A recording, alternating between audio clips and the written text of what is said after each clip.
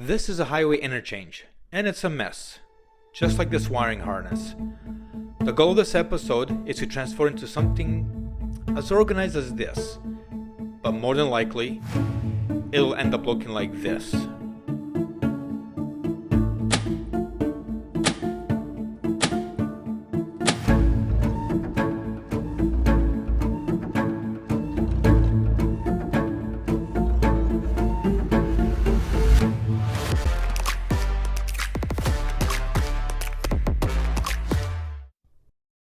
Where to begin? Okay, here we go. Some say that my welding skills are nothing to brag about.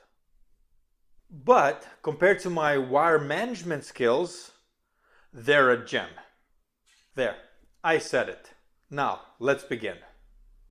The increased complexity of the ZX10R wiring harness with its greater number of wires makes this particularly challenging. Further complicating matters is a space constraint imposed by the relocated rear shock reservoir, which now occupies the intended battery location. Fortunately, the 2007 swing arm seems to offer slightly more flexibility in terms of battery placement compared to the 2008 version. Yay, 2007. Now, that's a lot of tangled wires, and it can be overwhelming. It's like a plate of spaghetti that a cat's got into. My advice? Just pick a noodle and start slurping. This is like trying to untangle a bowl of spaghetti after a cat's been at it. I got this. No, I don't. The voltage regulator, typically positioned between the gas tank and the battery in the ZX10R, presents another obstacle. Relocating it appears impractical due to insufficient wire length. I guess this is where it has to be mounted. Moving along, the fuse panel will be located beneath the rider's rear seat for convenient access. Yeah, it only makes sense.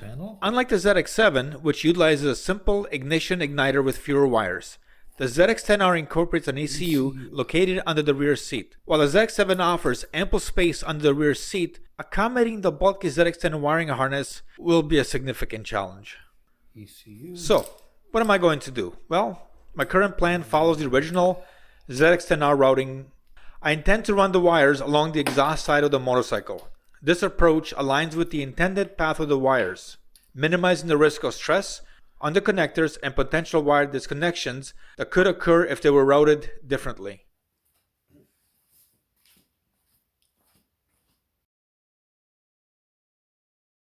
Let's talk about the original plastic battery case. After 31 years, it's seen better times, which is why I'm not going to use it. I could go with an ABS sheet, make a battery tray mold, heat it up in an oven, and vacuum form it.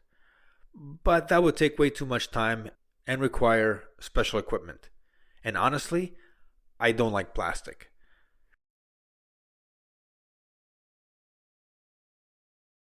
I will have to route the wiring harness along one side. This means cutting up the old battery case. Yeah. The easiest option would be 3D printing, but I'm unsure how well plastic filament will hold up over time. So I'm going with aluminum. It's harder to work with, but I think it would look better and last longer. The downside is aluminum is 50% heavier, but on the plus side, it's also 80% stronger than plastic. This gives me some room to play with and try to make the battery tray as light as possible. Since I only use dry cell batteries, I really don't need to completely encase a battery tray. This is a common ground for all electronic connections. In the ZX10R, it was located close to the battery, and that's where I'm going to locate it on the ZX7. Let's see what the internet has to offer. Motorcycle battery tray. Okay. Nope. None of these really scream, hey, look at me, over here. Not that it matters because the battery box will be out of sight. Huh. Okay. I'm not really seeing anything that works for me. So I guess I'm going to have to make one. I mean, how hard can it be, right? This is a 2x4 by 16 gauge aluminum sheet. And it's pretty. And this is a 4x2 inch square tubing. And I'm going to make a battery tray and underbelly for my project. Well, that's the plan anyways. Yeah.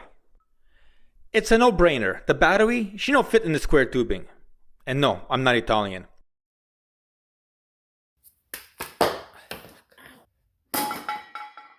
Now, it's time to split this baby in half like a muscle. Why the simile? Well, I had a seafood platter for lunch. So why not? Some say this would be a lot easier and quicker with a bandsaw. And I couldn't agree more.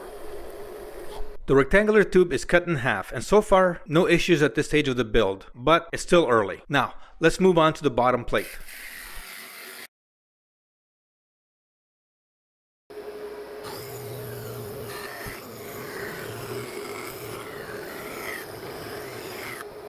Weight reduction? Check. Looks good? Absolutely. This design proves you can have your cake and eat it too. Okay, maybe not eat it, but you get the idea. We shaved off some serious grams, improved safety by cutting corners, and even added a touch of elegance. All while resisting the urge to slap a plain old crossbar on top. Because, let's be honest, if no one else sees it, I'll know it's there. So, to preemptively soothe my soul and prevent a full-blown existential crisis, here are a few modifications. And now, I can finally relax.